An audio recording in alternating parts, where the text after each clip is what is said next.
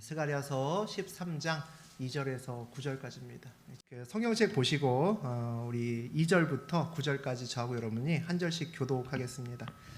만군의 여호와가 말하노라. 그날에 내가 우상의 이름을 이 땅에서 끊어서 기억도 되지 못하게 할 것이며 거짓 선지자와 더러운 귀신을 이 땅에서 떠나게 할 것이라. 사람이 아직도 예언할 것 같으면 그 낳은 부모가 그에게 이르기를 내가 여호와의 이름을 빙자하여 거짓말을 하니 살지 못하리라 하고 낳은 부모가 그가 예언할 때에 칼로 그를 찌르리라. 그날에 선지자들이 예언할 때에 그 환상을 갖기 부끄러워할 것이며 사람을 속이려고 털옷도 입지 아니할 것이며 말하기를 나는 선지자가 아니에요 나는 농부라 내가 어려서부터 사람의 종이 되었노라 할 것이요. 어떤 사람이 그에게 묻기를 내 두 팔 사이에 있는 상처는 어찌 됨이냐 하면 대답하기를 이는 나의 친구의 집에서 받은 상처라 하리라.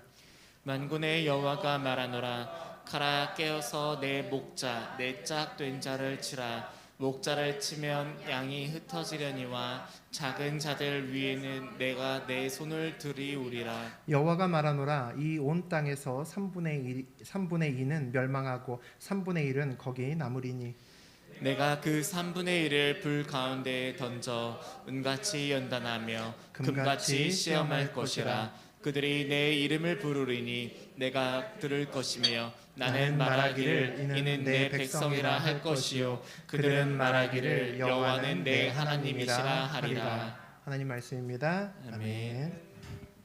네, 우리 오늘은 스가랴 13장 2절에서 9절까지 함께 봤습니다. 우리 그 내용 중심으로 연단은 이제 그만이라는 제목으로 우리 함께 은혜 나누겠습니다. 이스라엘 백성들이 자기를 구원해줄, 자신들을 이 포로 생활에서 구원해주고 정말 이전에 다윗과 솔로몬의 그 영광을 다시 찾아줄 메시아를 원했습니다. 그리고 하나님께서는 그 소원을 들어주셔서 진짜 메시아를 주셨죠. 그런데 이스라엘 백성들이 우리 지난 시간에 어떻게 반응했냐면 그 메시아를 버렸습니다. 거절했습니다. 거절한 것으로 끝나지 않고 찔렀습니다. 그를 죽였다는 거죠. 그날에 하나님께서 통곡하셨죠. 그리고 그렇게 이야기하십니다. 이스라엘 백성들의 내가 마음을 찔렀다라고 우리 지난 시간에 이야기했습니다.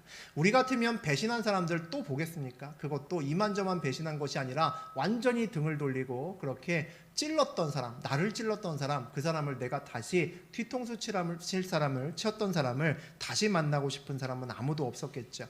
근데 하나님은 그랬던 백성들을 마음을 찌르십니다. 마음을 찔렀다는 것은 회개하게끔 기회를 주셨다는 거죠. 마음을 돌이키고 하나님께 다시 나오게끔 그렇게 하십니다. 회개는 애통함을 부르죠. 우리가 회개한다는 것은 방향을 돌이키는 거고 방향은 그냥 돌이키지 못합니다. 내가 가고 싶은 방향에서 유턴을 하려면 그 안에는 반드시 심령을 깨우는 통곡이 있을 수밖에 없습니다. 애통함이 있을 수밖에 없죠. 그래서 하나님의 그 마음 찌름에 반응했던 모든 이스라엘 백성들은 통곡해야 되고 회개해야 된다, 애통해야 된다라고 그렇게 스가랴가 지난 시간에 이야기를 했습니다. 그래서 지난 시간에 우리가 주로 나누었던 이야기는 애통함에 대한 이야기였습니다. 그 애통함은 우리에게도 연관이 되죠. 눈물이 사라져버린 우리 교회, 우리의 현실이 애통함이 없는 곳이었습니다. 하나님께서는 스가랴 시대뿐만 아니라 몇천 년이 지난 지금에도 여전히 똑같이 우리의 마음을, 심령을 찌르고 계신데 우리는 반응하지 않습니다. 반응하지 않고 울지 않고 하나님께 통곡하지 않는다는 거죠.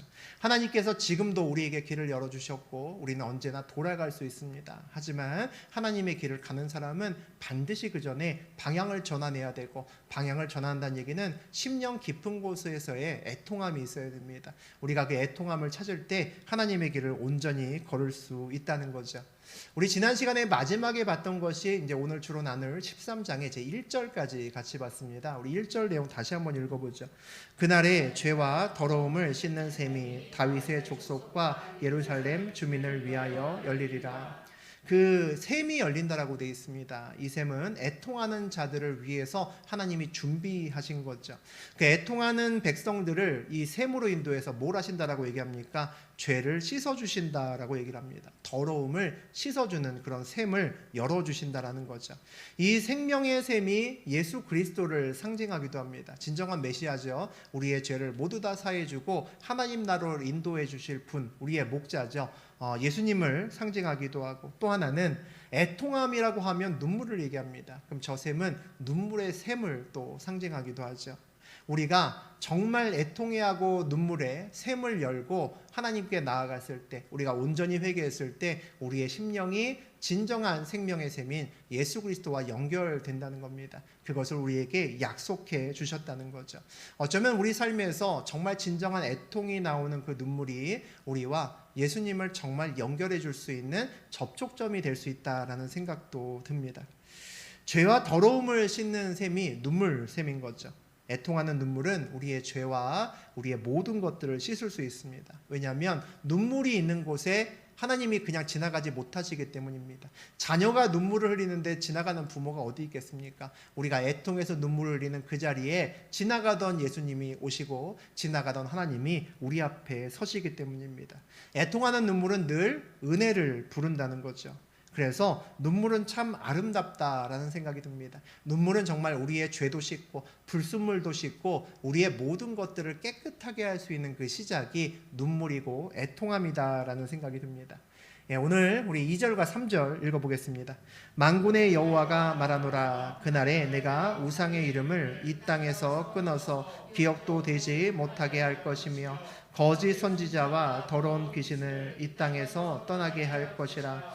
사람이 아직도 예언할 것 같으면 그 낳은 부모가 그에게 이르기를 내가 여호와의 이름을 빙자하여 거짓말을 하니 살지 못하리라 하고 낳은 부모가 그가 예언할 때에 칼로 그를 찌르리라.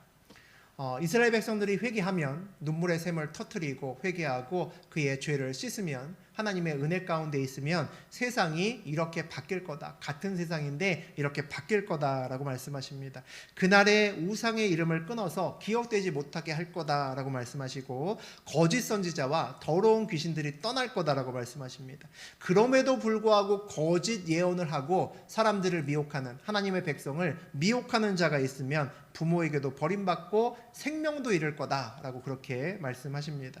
문자 그대로 보게 되면 3절은 굉장히 잔인한 말이 될 수도 있죠. 부모가 그의 아들을 칼로 찌른다라고 되어 있습니다. 그 문자 그대로의 의미보다는 그만큼 진리를 붙들고 본질을 알게 되면 가짜 선지자에 미혹될 수가 없다는 것을 이야기를 합니다. 오늘날에는 우리가 돈이나 성공이나 이런 것들에 많이 미혹되지만 옛날에도 마찬가지였겠지만 옛날에 주로 많은 사람들을 미혹했던 이 스가랴 당시에 미혹했던 것들은 우상이었습니다. 우상을 섬기고 나를 따라가면 내가 좋은 걸 줄 거다. 저 신에게 가면 우리가 좋은 것을 얻을 수 있을 거다. 이 선지자의 말을 들으면 우리의 인생길이 필 거다. 그런 많은 말들로 백성들을 미혹했습니다. 그런데 그 미혹에 넘어가기는커녕 그 조심하기는커녕 그 미혹된 것과 싸울 수 있게 된다라는 거죠. 놀라운 이야기를 하고 있습니다. 가짜 선지자들, 우리 무당들이나 이단들은 진리가 아닌 것을 선포합니다. 그들이 선포하는 것은 늘 어떤 특별한 목적과 의도가 있는 말씀을 선포하죠. 듣고 싶어 하는, 우리가 듣고 싶어 하는 말을 이야기하면서 우리를 어떤 방향으로 끌고 가려고 합니다. 무당이 우리 앞에 서서 우리가 그 사람에게 무엇을 묻는다. 우리 앞으로 하고 내가 이런 사업할 건데 잘 될 것 같습니까? 내지는 내 옆에 있는 이 사람하고 결혼하려고 하는데 우리가 잘 살게 될 것 같습니까? 이런 것들 물어보잖아요. 점보러 가면. 그럼 그 점쟁이의 마음속에는 뭐가 있겠습니까? 어떻게 하면 복채를 많이 뜯어낼 수 있을까? 그게 가장 주안점이겠죠. 어떻게 이야기를 하면 얘네들이 내 말에 혹할 수 있을까? 그게 주안점일 겁니다. 그들이 설사 귀신에 쉬어서 무언가 우리가 알지 못하는 더불어 아는 것이 있다 하더라도 그것을 통해서 결국 취할 것은 뭡니까? 돈입니다. 우리를 통해서 더 많은 것들을 얻으려고 접근한다는 거죠. 그러니까 다 가짜들입니다. 다 가짜들이죠. 우리가 하나님을 몰랐을 때는 그럼에도 불구하고 용하다 그러면 갑니다. 가보신 분들 있을 겁니다. 용하다 그러면 가죠. 불안하니까 갑니다. 그런데 하나님을 알게 되면 더 이상 휘둘리지 않는다는 거죠. 우리의 인생의 방향이 바뀌었기 때문입니다. 방향이 바뀌었다는 것은 뭡니까? 본질이 무엇인지 알게 되었다는 거죠. 진리가 무엇인지 알게 되었다는 겁니다. 그러니까 엉뚱한 소리 하는 것에 옛날에는 마음을 빼앗겼지만 지금은 마음을 빼앗길 리가 전혀 없다는 거죠. 참 세상 사람들, 우리도 하나님 믿기 전에 여러분도 그랬을 겁니다. 하나님 어디 있어? 라고 얘기하는 사람들 굉장히 많습니다. 있긴 어디 있어? 라고 얘기하는 사람 굉장히 많죠. 근데 대부분의 사람들이 귀신이 있다는 건 믿습니다. 우리나라 사람 치고 야 귀신이 있다고 생각해? 없다고 생각해? 라고 물어보면 거의 90% 이상은 귀신이 있다고 생각합니다.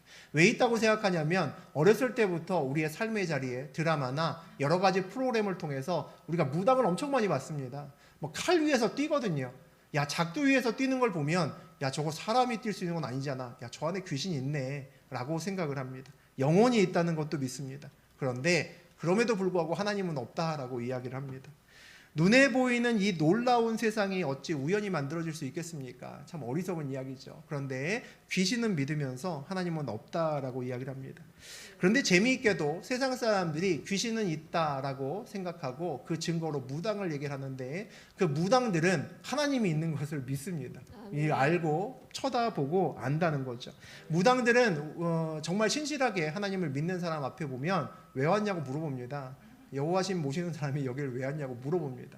물어보지 않으면 내가 문제가 있는 거죠. 무당 앞에 가면 엉뚱한 무당 말고 진짜 그 안에 귀신 있는 무당 앞에 가면 우리에게 그런 이야기를 합니다. 귀신도 인정하는 하나님을 귀신을 인정하는 사람은 없다라고 그렇게 이야기를 합니다. 이게 참 아이러니한 일이죠. 무당도 인정을 하는데 귀신을 있다라고 생각하는 사람은 무당을 믿으면서 하나님은 믿지 않습니다. 본질을 보지 못하기 때문이죠. 굉장히 안타까운 일입니다. 보이는 것이 다라고 생각하기 때문입니다. 우리 4절에서 6절까지 같이 읽어봅니다. 그날에 선지자들이 예언할 때에 그 환상을 각기 부러워할 것이며 사람을 속이려고 털옷도 입지 아니할 것이며 말하기를 나는 선지자가 아니요 나는 농부라 내가 어려서부터 사람의 종이 되었노라 할 것이요 어떤 사람이 그에게 묻기를 내 두 팔 사이에 있는 상처는 어찌 됨이냐 하면 대답하기를 이는 나의 친구의 집에서 받은 상처라 하리라. 그날이 되면 사람의 눈을 떠서 무엇이 진리인 줄 알고 무엇이 본질인지 아는 그런 때가 되면 이제 무당들이 숨기 시작합니다. 거짓 선지자들이 사라지기 시작합니다. 어떤 사람이 보고 나서 야 너 옛날에 무당이었던 거 내가 아는데 너 지금도 예언하니? 그러면 나는 그런 적이 없다라고 이야기를 합니다. 4절에 보니까 환상을 보았을지라도 부끄러워한다라고 되어 있습니다. 거짓 환상이기 때문이죠. 하나님이 주시는 환상이 아니라 귀신이 주시는 환상이기 때문에 그렇습니다. 사람을 속이기 위해서 옛날에는 털옷을 입었습니다. 이 털옷이 뭐냐면 우리 오늘날로 치면 우리 예를 들어서 우리 로만 셔츠를 저처럼 입고 만약에 전철을 타고 있으면 사람들이 그렇게 생각합니다. 저 셔츠를 입은 사람은 분명히 신부님 아니면 목사님일 거다라고 생각을 합니다. 보통 그렇거든요. 그러니까 그 털옷을 입으면 옛날엔 그런 겁니다. 야 털망토죠. 아주 근사한 털망토를 입고 있으면 야 저 사람 선지자구나. 저 사람 하나님 사람이네 라고 생각한다는 겁니다. 그런데 털옷을 입지 않는다는 겁니다. 거짓 환상 갖고 쇼하다가 큰일 날 것을 스스로 알기 때문이죠. 털옷을 벗는다라고 되어 있습니다. 그리고 당신 선지자로 옛날에 내가 예언하는 거 봤는데 라고 얘기하면 5절에 얘기하죠. 아니다. 난 선지자 아니고 나 원래 농부였어 라고 얘기합니다. 나 사실은 선지자 아니고 농부였어. 내가 어렸을 때부터 종노릇하고 머슴살이 알던 사람이야. 무슨 선지자는 이렇게 뺀다는 겁니다. 그랬더니 옆에 있던 딴 사람이 또 묻는다는 겁니다. 야 그러면 네 두 팔 사이에 있는 그 흉터는 뭐냐? 라고 묻는다는 거죠. 옛날에 우상을 섬겼던 그 사람들이 제사를 지낼 때 가슴에 이렇게 자해를 합니다. 칼이나 날카로운 거 갖고 자해를 하고 그것이 그들의 어떻게 보면 그 자랑거리입니다. 좀 다른 얘기지만 우리가 요즘은 그런 사람들 많지 않지만 우리 드라마 보거나 옛날에는 그랬던 기억들도 우리가 가끔 있습니다. 우리 좀 깍두기 아저씨들 있잖아요. 무서운 아저씨들. 그 사람들이 옷을 딱 입고 있다가 시비를 딱 붙으면 어떻게 합니까? 우통을 딱 벗습니다. 그럼 막 용문신 막 이런 거 나오잖아요. 그럼 그 전까지 앞에서 어쭈구리 하고 막 화냈던 사람이 금방 꼬리를 내립니다. 문신을 보는 순간 야 내가 잘못 건드렸구나 라는 생각이 들죠. 그런 거나 마찬가지입니다. 그 팔 사이에 있는 가슴에 있는 흉터를 보면 다른 사람들이 다 이 사람 대단한 사람이구나 라고 생각한다는 거죠. 이 사람은 놀라운 선지자구나 라고 거짓인데도 불구하고 그렇게 여긴다는 겁니다. 한때는 우상을 섬겼던 사람이 이렇게 자랑했다는 겁니다. 그런데 숨었습니다. 왜 숨었습니까? 우상은 여전히 있죠. 여전히 귀신도 있습니다. 누가 바뀌었기 때문에? 내가 바뀌었기 때문에 숨습니다. 이전에는 그런 것들에 꼬드기고 그런 것들의 유혹에 넘어갔는데 지금은 넘어가지 않습니다. 사람의 눈이 떠여지고 내가 가던 길을 돌이켜서 하나님께 갔기 때문이죠. 이제 무엇이 본질인 줄 알고 무엇이 진리인지 압니다. 그러니까 여전히 옆에 우상이 있고 거짓 선지자가 있고 한데도 그들이 나를 아예 꼬실 생각을 하지 않습니다. 내가 물어도 나 아니라고 이렇게 멀리 간다는 거죠. 유혹을 받을 수 없을 겁니다. 진리를 확실히 붙들면 가짜는 꼬리를 내게 되어 있습니다. 숨습니다. 잠수를 타게 되어 있죠. 우리가 진리를 본질을 온전히 붙들지 못하고 애매하게 붙들고 눈치 보니까 자꾸 우리에게 와서 시비 거는 겁니다. 이게 맞는데 너 그 길로 가면 안 되는데 하고 우리를 찌르기 시작한다는 거죠. 반대로 진리는 억압해도 숨지 않습니다. 진리는 억압을 받을수록 어떻게 생각합니까? 내가 진리이기 때문에 억압받는다라고 생각합니다. 그래서 진리는 그 당대에는 억압받아서 길을 피지 못할지라도 그 다음 세대 가면 주님의 때 언제나 만개하게끔 되어 있습니다. 우리 기독교의 역사가 그랬잖아요. 기독교 초기 역사가 얼마나 박해를 많이 받았습니까? 우리가 성지순례 가게 되면 그들이 햇빛을 보고 살지 못해서 카타콤이라는 무덤, 굴 속에 무덤 파고 거기서 살고 거기서 죽었습니다. 평생 햇볕을 보지 못하고 그곳에서 죽은 사람이 부지기수였습니다. 그럼에도 불구하고 그곳에서 버틸 수 있었던 것은 내가 붙들고 있는 이것이 진짜라는 것을 알기 때문입니다. 억압될수록 더 많이 일어납니다. 중국에서 공산당들이 중국을 엄청나게 박해합니다. 굉장히 많은 사람들이 그곳에서 심한 박해를 당하고 아주 심한 경우는 죽기까지 한다라고 아직도 이야기를 합니다.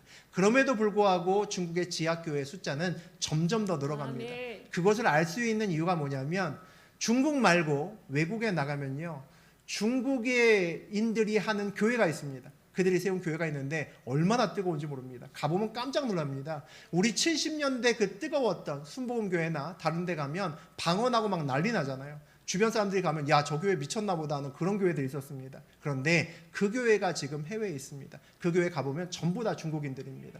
그들이 그들의 신앙을 지키러 외국으로 나온다는 거죠. 이단들은 얼마 가지 못합니다. 우리도 신천지 자리에 들어왔지만 신천지도 있고 그리고 하나님의 교회도 있고 안산옥리 하는 여러 가지 이상한 데들 많죠. 그들 통일교도 마찬가지고 당대에는 굉장히 많은 돈을 벌으면서 폭발적으로 부흥하는 것처럼 보일 수 있습니다. 하지만 몇 대 지나가지 못해서 망하게 돼 있습니다. 그 안에는 생명이 없기 때문이죠. 일단 일대 교주가 죽어나가면 그 다음에 한풀 꺾입니다. 많은 사람들이 믿다가 그 사람은 영원히 죽지 않을 것처럼 했다가 사라지면 이상하다라고 생각하는 거죠. 그 다음에 2대 3대 넘어가면 역시 아무것도 남지 않습니다. 돈밖에 남지 않죠. 우리나라 이단들의 특징이 있습니다. 왜 이렇게 백마를 좋아하는지. 모두 다 그 이단에 거기 가면 백마 타고 있는 교주가 하나둘씩 있습니다. 아마 요한계시록의 백마 탄 자 때문에 그런 것 같습니다. 본질이 아니라 눈에 보여야 되기 때문이죠. 백마라도 타고 있어야 내가 뭔가 좀 그럴듯하게 보이기 때문에 그런 것들을 차고 있습니다. 다 가짜라는 거죠. 우리 기독교에 아무것도 없습니다. 이전에 너무 예식이 없기 때문에 이제 우리 원래로 돌아가서 좀 예식이나 이런 것들을 더 갖춰야 된다. 오히려 그런 얘기가 나오고 있긴 하지만 우리가 가톨릭에서 이렇게 빠져나왔을 때도 우리는 본질만 붙든다라는 것이 우리의 시작이었습니다. 본질을 온전히 붙들면 다른 것들에 미혹되지 않기 때문이죠. 빌립보서 3장에 우리 7절에서 9절 보시면 놀라운 이야기 나와 있습니다. 우리 함께 읽어보죠. 그러나 무엇이든지 내게 유익하던 것을 내가 그리스도를 위하여 다 해로 여길 뿐더러 또한 그 모든 것을 해로 여김은 내 주 그리스도 예수를 아는 지식이 가장 고상하기 때문이라. 내가 그를 위하여 모든 것을 잃어버리고 배설물로 여김은 그리스도를 얻고 그 안에서 발견되려 함이니 내가 가진 의는 율법에서 난 것이 아니요 오직 그리스도를 믿음으로 말미암은 것이니 곧 믿음으로 하나님께로부터 난 의라. 바울이 그리스도 예수를 만난 다음에 이렇게 고백을 합니다. 그동안에 나에게 유익했던 그 모든 것들이 이제 별로 도움이 안 돼가 아니라 뭐라고 합니까? 해가 된다라고 이야기를 합니다. 그리스도 예수를 아는 것이 가장 귀한 것임을 내가 알기 때문이었다. 다시 말하면 본질을 봤기 때문이라는 거죠. 새로운 것에 눈을 떴기 때문이라는 겁니다. 진리를 확실히 붙드니까 나머지 것들의 실상이 눈에 보이기 시작한다는 겁니다. 그랬더니 그동안 내가 붙들었던 것이 다 배설물이구나, 다 똥이고 오줌이었구나, 뭐 이런 얘기를 합니다. 우리는 읽으면서 아이 뭐 그래도 저렇게까지 얘기를 하나라는 생각이 들 수도 있습니다. 내가 그 전에 붙들었던 것이 그래도 나쁜 것은 아닌데라는 생각이 든다는 거죠. 근데 아마 바울이 이렇게까지 얘기하는 이유는 그 마음을 가져야 정말 그리스도를 붙들 수 있기 때문입니다. 내가 이전의 경험에 붙들었던 그런 것들을 여전히 나에게 좋은 것이라고 같이 붙들 수 있다고 생각하면 온전히 그리스도를 붙들기가 어렵기 때문이죠. 어렸을 때 우리 조카 요한이가 있었습니다. 소중하게 생각했던 쌍두마차가 있었습니다. 첫 번째는 탑블레이드 팽이였고 두 번째는 유희왕 카드였습니다. 탑블레이드 팽이는 한참 갖고 놀다가 초등학교 지나가니까 안 갖고 놀더라고요. 그 어디서 처박혀놨는지 알지도 못하고 보지도 않았습니다. 근데 유희왕 카드는 중학교 내내도 갖고 있더라고요. 고등학교 초반까지도 갖고 있다가 그 다음에 이제 사라졌던 것 같습니다. 그 유희왕 카드 모일 때 우리는 뭐 그 아무 의미도 없는 것 같은데 뭐 이상한 그림이 있고 여기 뭐 별표가 있으면 굉장히 중요한 카드라는 둥 뭐 복잡하게 설명을 하면서 그거 살려고 막 돈을 모으고 그 그 용돈도 얼마 안 되는데 그 돈을 막 모으더라고요. 그래서 꽤나 큰 돈을 주고 그 거래를 해서 누구한테 가서 그 카드를 사갖고 오고 그 카드 보면서 하루 종일 기뻐하고 막 그랬던 적이 있었습니다. 요한이 보물이었죠. 그런데 지금은 아마 그 유희왕 카드 어디 있냐 그러면 모른다 그럴 겁니다. 아마도 잃어버렸을 겁니다. 아니면 정말 추억하려고 어디다가 이제 박아놨을 수도 있겠죠. 하지만 그것을 뭐 특별하게 아낀다든가 그것을 보면서 씩 웃는다든가 아마 그러지는 않을 겁니다. 자기에게 이제 이미 아무런 가치가 없어졌기 때문이죠. 아마도 내가 옛날에 이게 뭐가 좋다고 이거 붙들고 이거에 뭐 몇만 원씩 가고 카드 한 장 사려고 그런 노력을 했나 그런 생각을 아마 하고 있을 것 같습니다. 하나님을 만난다는 것은 우리에게 이런 변화가 있어야 된다는 겁니다. 우리가 그 전에 이거 내가 되게 좋아했었는데 지금 보니까 내가 그게 뭐가 좋다고 그거 하느냐고 그렇게 내 시간 들이고 돈 들이고 그거 하고 있었지? 라고 우리에게 물을 수 있는 그 무엇인가가 점점 많아져야 된다는 겁니다. 왜냐하면 이전의 가치하고는 다른 가치를 우리가 봤기 때문이죠. 어렸을 때 나의 보물 1호가 지금은 내 보물의 리스트 자체에 사라졌듯이 우리도 예수님을 만나면 우리의 보물의 리스트도 바뀌어야 되고 우리의 기도 제목의 순위도 전부 다 바뀌어야 된다는 겁니다. 보물 1호도 재산 목록 1호도 가장 중요한 것은 예수님으로 모두 바뀌어 있어야 된다는 거죠. 1번이 중요합니다. 뭐든지 1번이 중요해요. 내가 가장 원하는 것이 기도 제목 1번 아닙니까? 그 1번이 바로 우리의 목적입니다. 1번이 바뀌면 나머지 기도 제목들은 바뀔 수밖에 없습니다. 정말 우리 마음의 기도 제목이 1번이 내가 하나님을 따라가는 것이고 하나님이 나의 주인 되는 것이고 내가 그분을 따라가며 나의 인생을 정말 그분께 걸 거다라는 것이 내 인생의 1번에 자리 잡고 있으면 2번, 3번, 4번, 5번도 바뀔 수밖에 없습니다. 거기에 이전에 내가 붙들었던 다른 것이 그 적어도 상위 순위 5번 안에 들 가능성이 별로 없다는 거죠. 제가 한때 그런 생각한 적이 있습니다. 하나님 콜링 받고 나서 제가 하나님 안 믿을 때 콜링 받았잖아요. 내가 언젠가는 목사가 되기는 할 것 같은데 참 이제 불안한 마음으로 그날이 언제 올까 그런 생각을 하면서 만약에 언젠가 하나님이 나를 부르신다면 그날은 내가 세상에서 이룰 만큼 이루고 보란듯이 성공하고 정상에 있을 때 부르셨으면 좋겠다. 네, 제가 그런 생각을 한 적이 있습니다. 정상에 있을 때 남들이 다 봐도 대단하네 박수 칠 때 내 퇴장하리라. 네, 그런 마음을 제가 먹은 적이 있었습니다.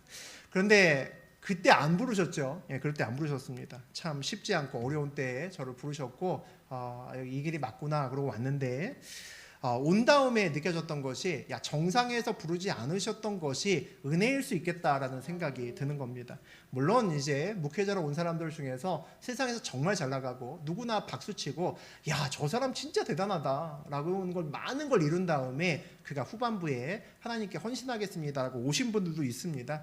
그런 분들도 선한 영향을 물론 미치시는 경우도 있습니다. 그런데 세상에서 돈 많이 벌고 제가 높은 자리에 있다가 정말 더 가질 것 없이 그렇게 누리다가 이곳에 와서 목회 잘 되면 다 뭐라 그러겠습니까?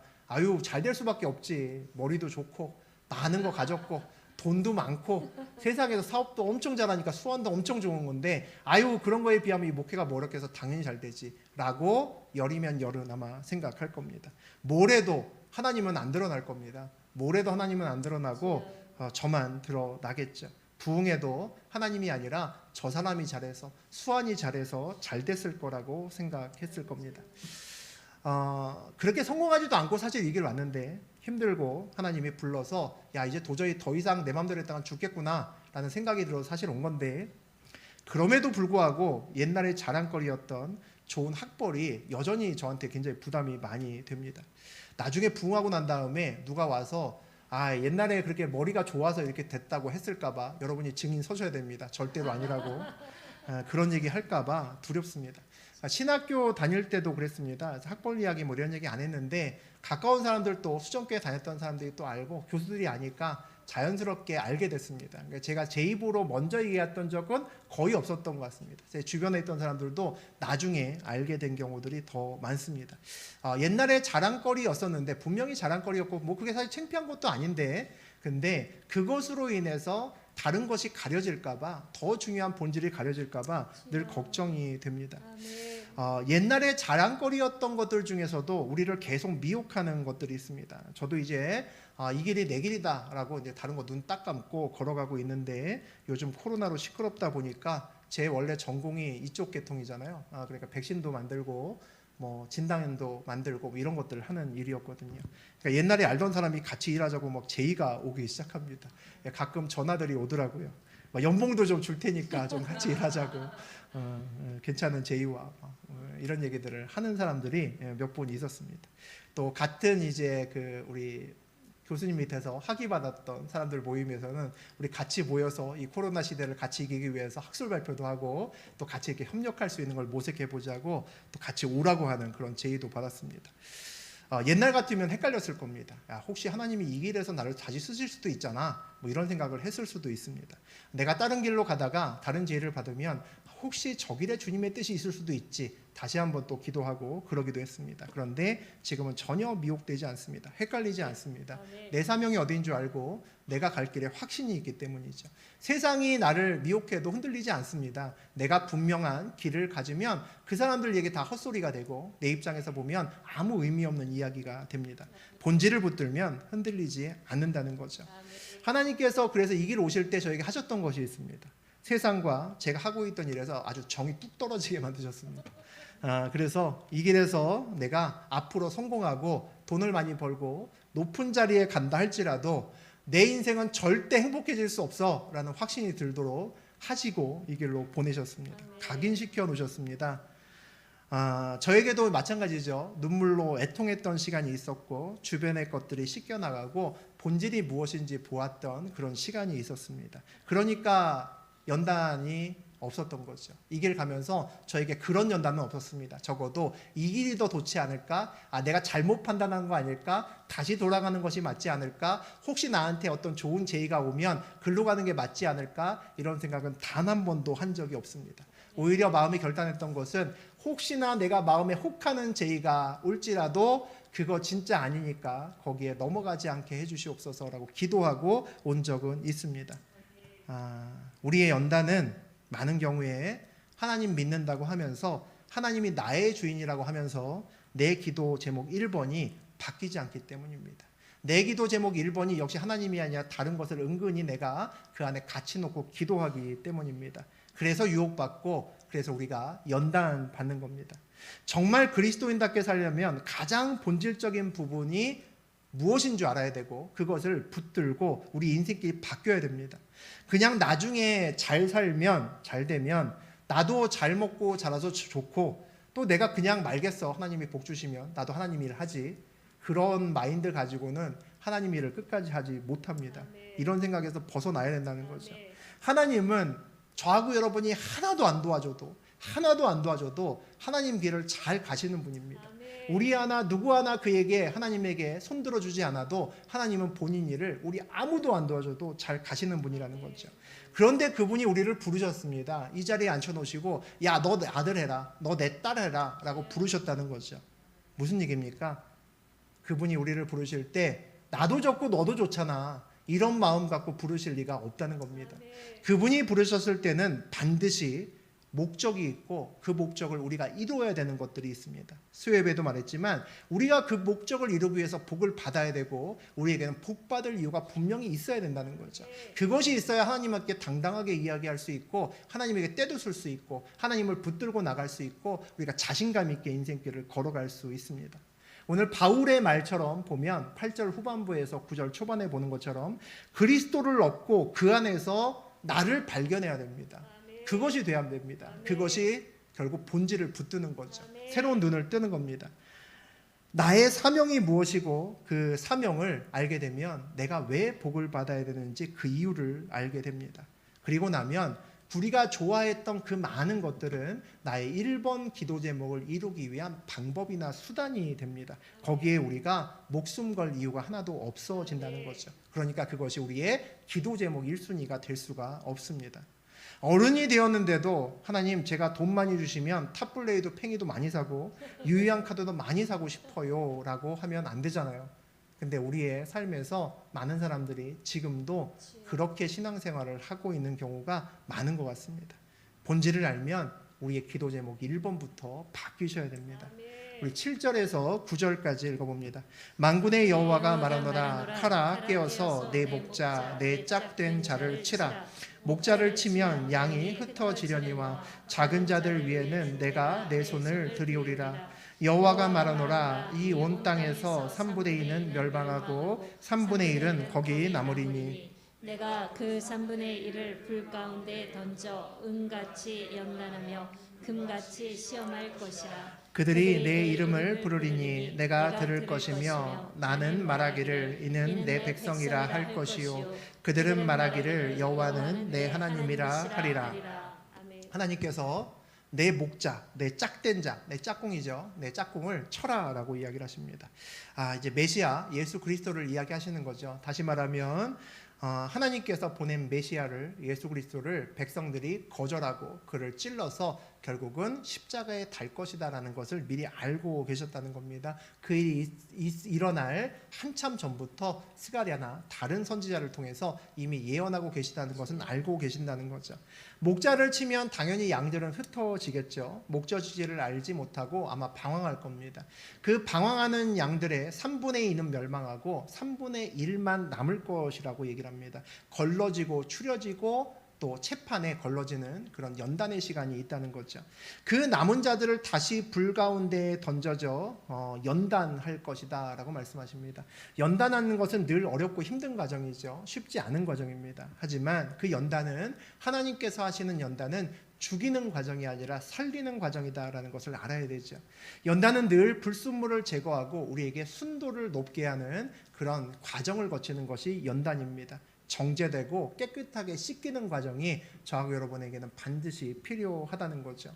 우리는 아마 처음에 저 3분의 2에 있었을 겁니다. 그랬죠? 저도 3분의 2에 있었습니다. 그러다가 3분의 1에 남겨지게 되었고 3분의 1에 남겨진 다음에 어떻게 됩니까? 그 다음에는 불로 연단하십니다. 쉽지 않은 불 가운데 연단하셔서 불순물을 제거하시고 무엇이 본질임을 알 수밖에 없는 그런 환경을 만들어 놓으십니다. 하나님께서 훈련받는 자들은 연단의 과정을 거치는데 그 연단의 과정에 대해서 오늘 9절에서 말씀하시는 것 같습니다. 첫 번째 연단의 과정은 뭐냐면 하나님의 이름을 부르는 과정이 있습니다. 연단을 받는 사람은 내가 믿고 붙들었던 것이 하나둘씩 사라지는 체험을 합니다. 참 가슴 아프죠. 왜냐하면 그것이 원래 내 기도 제목 1번, 2번, 3번이었거든요. 근데 내가 연단을 거치면 3번부터 사라집니다. 이거 아니네. 2번도 사라지죠. 마지막 이것만은 절대 안 되라고 붙들었던 그것이 사라지게 되면 완전히 낭패가 됩니다. 야, 이건 진짜 안 되는데, 이건 진짜 보험인데, 다른 건 없어도 이건 있어야 내가 다시 일어설 수 있는데 라고 붙들었던 것이 있습니다. 근데 그것이 사라진다는 거죠. 근데 놀랍게 그게 사라지니까 보이는 것이 하나 있습니다. 이게 참 신기한 겁니다. 그 전에 1번이 있었을 때는 안 보입니다. 1번이 있었을 때는 안 보이는데 내 이전에 세상에 살 때 1번의 기도 제목이 사라지고 나니까 다른 것이 보이기 시작합니다. 그것이 하나님이라는 거죠. 이전에 없는 줄 알았는데 하나님이 보이기 시작합니다. 그럼 어떻게 돼야 됩니까? 그전에는 내가 1번 기도 제목을 붙들고 하나님을 불렀는데 이제 뭡니까? 1번 기도 제목 없잖아요. 그러니까 하나님만 부르며 기도하게 됩니다. 이게 놀라운 변화인 거죠. 하나님의 이름을 부른다라는 겁니다. 이전에는 불렀죠. 이전에도 교회 다니면서 불렀습니다. 이전에도 믿음 얻을 때 제 집사람 따라다니면서 저도 불렀습니다. 하나님. 근데 그때는 그냥 막연하게 남들도 부르니까 나도 불렀습니다. 남들이 하나님 아버지 그러니까 나도 하나님 아버지라고 불렀다는 거죠. 그런데 마지막에 이 체험을 하면 삶의 자리에서 하나님을 내가 보게 되면, 본질을 알게 되면 전심으로 간절하게 붙듭니다. 이것만이 살 길이라는 걸 알게 되는데 무슨 남의 눈치를 봅니까? 남이 하나님 아저씨라고 부르던 상관없습니다. 나만 하나님 아버지면 되는 거죠. 내 전심을 다해서 그렇게 내가 붙들고 마음을 다해서 하나님의 이름을 불렀던 기억이 있어야 됩니다. 그 기억이 있어야 1번의 기도 제목이 바뀌기 때문입니다. 그 단계가 지나가면 어떻게 됩니까? 그 다음에 나오죠. 하나님은 들으시고 내 백성이라고 하십니다. 놀랍게도 내 1번 기도 제목이 진짜 바뀌고 내가 미친 듯이 부르짖으면서 하나님 아버지를 외쳤을 때 그 외침을 들으시는 분이 있다는 걸 또 느낍니다. 이게 참 이해 안 되는 일이죠. 이 세상에 얼마나 많은 사람이 있습니까? 사실 나보다 믿음 좋은 사람이 얼마나 많이 있습니까? 나보다 신실한 사람이 얼마나 많이 있습니까? 내가 하나님이라면 나까지 안 옵니다. 바빠서 앞에서 유명한 사람들 만나고 믿음 좋은 사람 만나고 가시죠. 나까지 오겠습니까? 그런데 내가 전심으로 이름을 부르니까 하나님이 나에게 오십니다. 하나님이 나에게 오십니다. 이게 참 놀라운 일이죠. 왜 오실까요? 자녀니까 옵니다. 자녀는 모자라도 오잖아요. 자녀는 남들보다 부족해도 오잖아요. 여러분이 마음을 다해서 예수님을 부르고 하나님을 부르시면 지나가시다가 여러분에게 오십니다. 여러분의 울음소리를 듣고 애통함을 듣고 그냥 지나가지 않기 때문이죠. 하나님이 들으시고 오셔서 뭐라 그럽니까? 너 내 백성이다 라고 얘기합니다. 신약으로 따지면 뭡니까? 너 내 아들이다, 너 내 딸이다 라고 이야기하시는 겁니다. 놀라운 거죠. 나는 그냥 부르짖었는데 나에게는 오시지 않을 줄 알았습니다. 나보다 훨씬 더 나은 사람이 많으니까. 그런데 오신다는 거죠. 응답 주신다는 겁니다. 그리고 너 내 아들이다, 딸이다, 그렇게 말씀하시고 계신다는 거죠. 아는 척 해주시고 내가 전부터 너 기다렸어 라고 말씀해 주신다는 겁니다. 이 놀라운 경험을 하면 삶이 달라집니다. 야, 이 세상을 만드신 분이 내가 이름을 불렀더니 야, 너 내 아들이야 라는 이 이야기를 들었는데 인생이 안 바뀌면 그게 이상한 거죠. 더 큰 인생의 전환점이 있겠습니까? 우리 인생에 없죠. 그게 우리 인생의 가장 큰 전환점입니다. 하나님이 와서 야, 너 내 아들이다, 너 내 백성이다 라고 하면 그 다음 단계 우리가 뭐 해야겠습니까? 우리도 고백해야죠. 여호와는 내 하나님입니다 라고 고백합니다. 이 고백이 되면 연단 끝납니다. 이 고백이 정말 저하고 여러분의 마음속에서 정말 고백이 일어나면 연단 끝납니다. 하나님이 와서 너 내 딸이다, 내 아들이다 했고 하나님 진짜 내 아버지입니다. 아빠 아버지입니다. 하나님 진짜 내 하나님입니다 라고 고백하면 그걸로 연단이 안 끝나면 이상한 거죠. 우리의 인생길에서 연단이 있습니다. 그런데 고난은 방향성이 없잖아요. 우리를 괴롭히기만 합니다. 그런데 연단은 방향성이 있습니다. 하나님께서 의도를 가지고 우리를 이끌어 가십니다. 우리가 본질을 붙들게 만드는 것이 연단의 목적이죠. 우리의 1번 기도 제목이 온전히 바뀌는 것이 하나님이 우리의 연단을 하시는 가장 기본적인 목적입니다. 또 다른 목적이 뭡니까? 하나님은 우리의 하나님이 되고 우리의 아빠 아버지가 되고 우리는 그의 백성, 그의 아들과 딸이 되는 겁니다. 그것을 붙들면 연단이 더 있을래야 있을 수가 없습니다. 끝날 수밖에 없다는 거죠. 우리의 인생길에서, 저하고 여러분의 인생길에서 연단은 이제 그만, 그리고 쓰임받는 인생길 되기를 바랍니다. 그 인생길이 되기 위해서 우리의 1번 기도 제목이 바뀌어야 되고 또 그리고 하나님이 진짜 내 아빠 아버지고 나는 그분의 딸이야, 내가 그분의 아들이야 라는 것을 여러분 삶의 자리에서 전심으로 고백할 수 있기를 주의 이름으로 축복합니다. 아멘. 네.